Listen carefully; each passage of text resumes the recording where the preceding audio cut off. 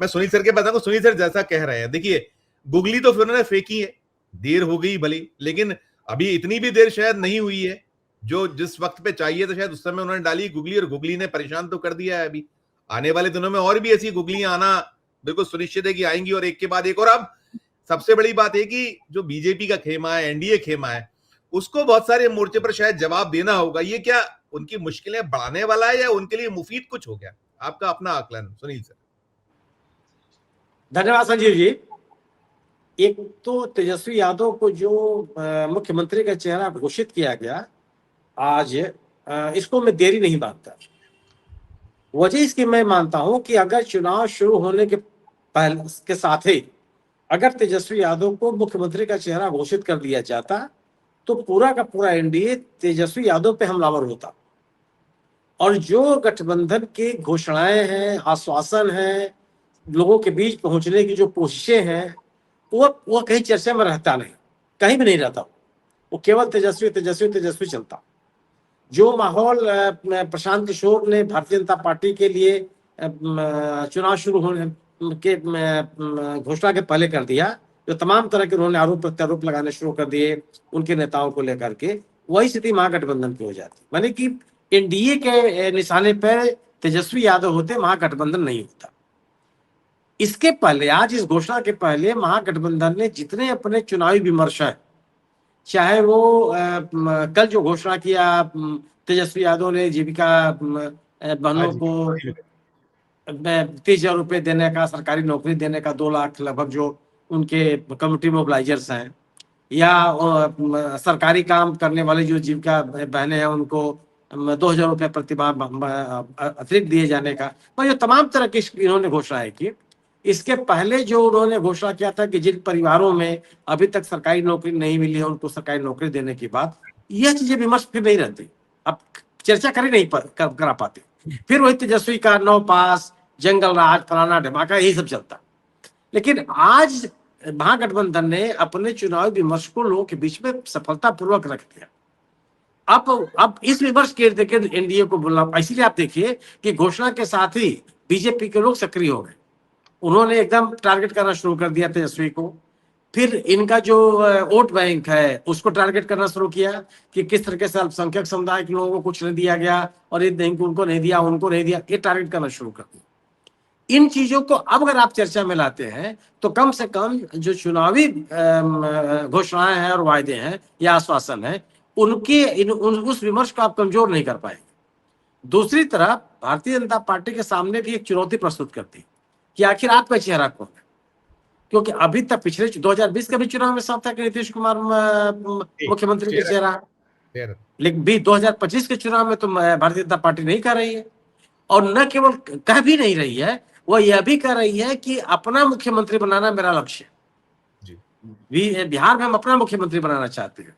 अब उसके सामने ये चुनौती है कि वह नीतीश कुमार के समर्थकों को अपने साथ बांधे रखे, नीतीश कुमार को मुख्यमंत्री का चेहरा घोषित बिना किए अपने मतदाताओं का, अपने समर्थकों का, अपने रैंक एंड फाइल का उत्साह को बढ़ाए रखे, और जो एंटी इनकम्बेंसी का स्तर है उसके प्रभाव को कम करे।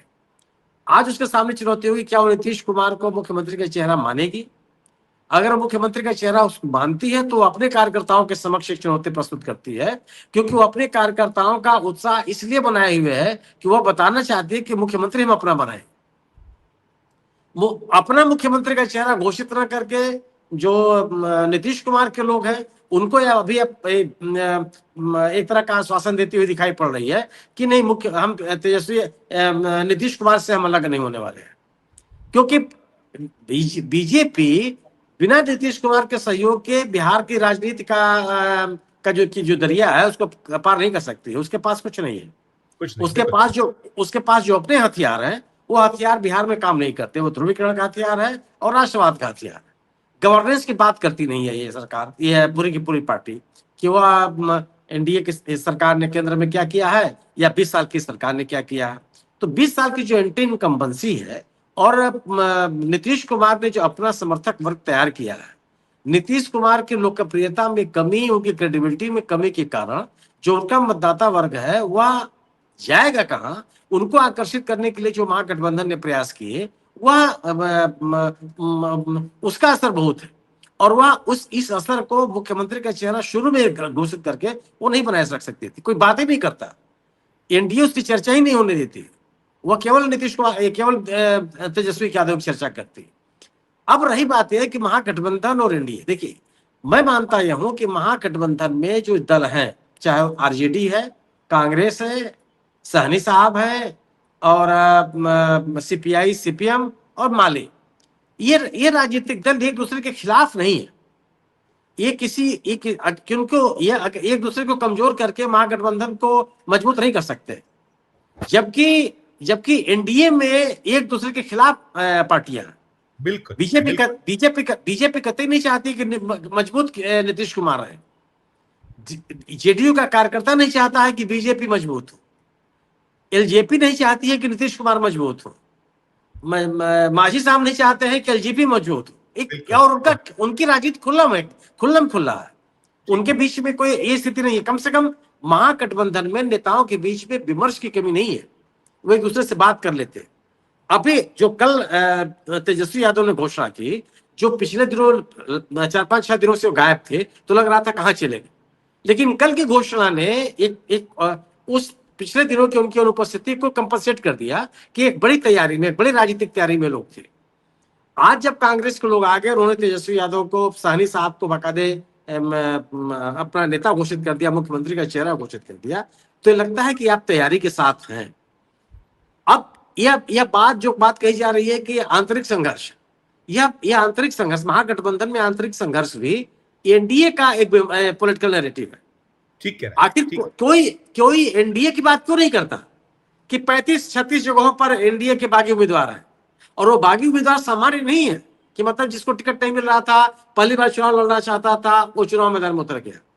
वो गोपाल मंडल जैसे लोग भी हैं जो 4 बार के विधायक, ठीक बात, पूर्व मंत्री हैं, पार्टी के पदाधिकारी हैं, जो मैदान में उतर गए, और टिकट बंटवारे को लेकर के इतना संतोष है। एक छोटा सा मैं उदाहरण दे दूं, जैसे कि पटना में अभिषेक जी को और बेहतर तरीके से पता होगा, एक विधानसभा क्षेत्र है पाली, वहां पे लड़ रहा है एलजेपी।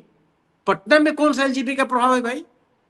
लेकिन चूंकि इलाका रहा है जेडीयू का, और वो दे दिया गया टिकट वहां एलजेपी को, तो वहां भारतीय जनता पार्टी और जेडीयू दोनों के कार्यकर्ता हतोत्साहित है, वो एलजेपी के साथ खड़े होने के लिए तैयार नहीं है।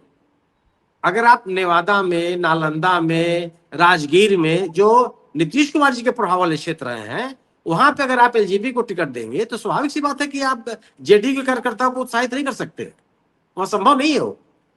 तो उनका तो आंतरिक संघर्ष जबरदस्त है, वो उनका कार्यकर्ता उन इलाकों में उस दल के साथ खड़ा नहीं है जो उनके प्रभाव क्षेत्र में जाके उम्मीदवार बन गया।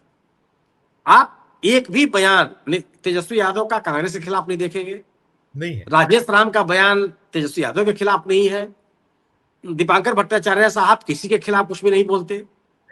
तो इन सीपीआई सीपीएम के बीच में जो एक संघर्ष हुआ कि कुछ इलाकों में इनके फ्रेंडली संघर्ष की स्थिति आ गई। आज नामांकन वापसी का अंतिम दिन है और तस्वीर साफ हो जाएगी। पहले हो रहा था कि भारत दो लोग बैठ गए, 2 लोग अलग, कांग्रेस का भी अलग हुआ, एक और अलग हुआ, अभिषेक जी और अभी तस्दीक करते हैं, कुछ अलग हुआ है, हो गए। ये लग रहा था कि लोग वापस हो जाएंगे और ये संख्या घटते ये हो सकता है कि पूरी तरह से खत्म हो जाए या मामूली जगहों पर रहेगी। दूसरी चीज मैं ये भी मानता हूं कि जिन 11 जगहों पर या 7 जगहों पर चर्चा चल रही है, आप जिन इलाकों में फ्रेंडली कंटेस्ट की बात की जा रही थी, आप इस आधार में विश्लेषण कीजिए कि उन क्षेत्रों में महागठबंधन की जीत कितनी रही है।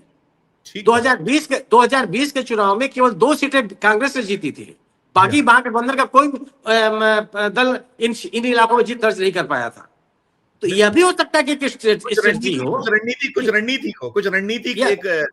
रणनीति का भी हिस्सा हो सकता था, इसकी व्याख्या की जा सकती है। लेकिन अगर ऐसी सीटें जहां पे महागठबंधन के दल जीतते रहे हैं, वहां पे अगर फ्रेंडली कंटेस्ट की बात आती, निश्चित रूप से सवाल पैदा होता कि आप अपने मतदाताओं के बीच में, अपने समर्थकों के बीच में संकट पैदा कर रहे हैं।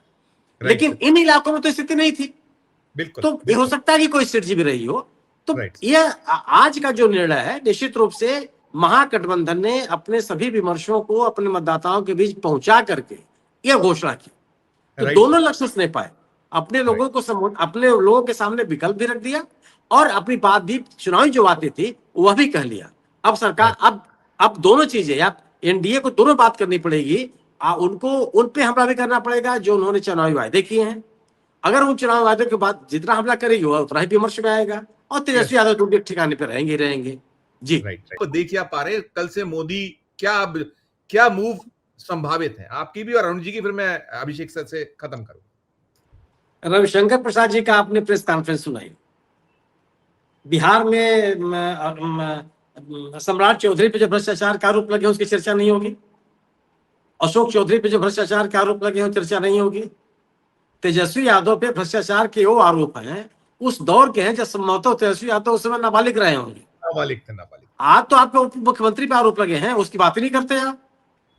आपके सामने वो अभी पुष्ट होना है, लेकिन जो इलेक्टोरल बॉन्ड में पैसा लिया गया वो तो सबके सामने है। अरबों रुपए कंपनियों से आपने पैसा लिया, उनको आपने उपकृत किया, उनके खिलाफ सर जो भ्रष्टाचार के मामले थे, जांचें थी, उसको आपने बंद कराई या उनको आपने बड़े बड़े ठेके दिए। ये जो केयर फंड की उसकी बात ही नहीं करते हैं। तो ये जो बड़े बड़े भ्रष्टाचार के मुद्दे हैं आज की तारीख में, पिछले एक दशक के, उन पे तो कोई चर्चा नहीं करना चाहती है बीजेपी। और क्या अगर बीजेपी नहीं चर्चा करना चाहती है तो चर्चा खत्म हो जाएगी, बिहार के लोग उससे चर्चा नहीं करेंगे। बड़े सलीके के समय मैं कह रहा था कि अगर यह तेजस्वी यादव के नाम की घोषणा शुरू में हो गई होती तो यही बातें होती जो रविशंकर प्रसाद कर रहे हैं, या कोई बात नहीं हो पाती कि वो जीविका बहनों के लिए क्या करना चाहते हैं, या नौकरी का सवाल, या अन्य जो सामाजिक विकास और सशक्तिकरण की बात जो कांग्रेस ने किया, उस चर्चा में आने ही नहीं पाती, यही पीछे चलता रहता। नहीं सुनील सर, जो एसआईटी कर्नाटक से निकला, ये इलेक्शन कमीशन ऑफ इंडिया तो देने वाला है। चेतना तो सवाल यही है कि अगर एसआईटी ने तो साक्ष्यों के साथ बात की है, वो कोई पॉलिटिकल पार्टी तो है नहीं है। अगर वह बात कर रही है कि 80 पैसा एक नाम कटवाने के लिए खर्च किया गया, सवाल है कि निर्वाचन आयोग उसका खंडन करे, या जिस बीजेपी नेता के घर पे छापे पड़े हैं उसके बारे में बोले। वो भाई जिनके यहाँ छापा पड़ा तो बीजेपी के नेता हैं, जिनके लोगों के यहाँ रेड पड़े तो बीजेपी के नेता संबंधित लोग हैं, वहां बीजेपी बोले ना। जो लोगों की जो घटनाएं, जो भ्रष्टाचार, चुनाव को प्रभावित करने के जो तौर तरीके सामने आए हैं उसे बीजेपी नहीं बोल रही। वो अब ये इन विषयों को बोलेगी तो अभी तो तेजस्वी यादव को सद्य का लाभ मिलना चाहिए कि जब वो उप मुख्यमंत्री थे, जब वो सरकार के अंग थे, उस समय उनके भ्रष्टाचार कोई आरोप है कि नहीं है? आपने तो उप मुख्यमंत्री पर सीधे सीधे आरोप लगाया है जन स्वराज पार्टी ने, उससे क्यों नहीं बोलते हैं? आप ये कहिए कि गलत आरोप है, या आप ये कहिए कि हम जांच कराएंगे, आपने कुछ नहीं कहा। और सबसे पहले जो लिस्ट जारी हुई बीजेपी की, उसमें आपने सम्राट चौधरी को टिकट दिया तारापुर से। सवाल यह विमर्श में नहीं आने पाएगा, क्योंकि सत्ता में रह करके बीजेपी के खिलाफ खुद भी तमाम तरह के आरोप लगे हैं, और ये आरोप लगे हैं कि वह अपने नेताओं के खिलाफ भ्रष्टाचार के लगने वाले आरोपों को जांच कराने के पक्ष में। आज तक कोई भ्रष्टाचार के आरोप में किसी मंत्री ने इस्तीफा दिया हो, किसी पार्टी के लोगों को निकाल दिया गया हो, किसी के खिलाफ जांच कराई गई हो? ये तो तथ्य है कि जो केंद्रीय एजेंसियां हैं उसमें 95% विपक्ष के नेताओं के पास उनकी कार्रवाइयां हुई है।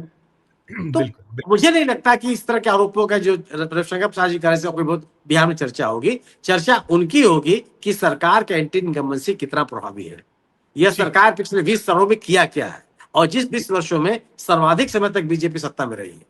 जी बिल्कुल।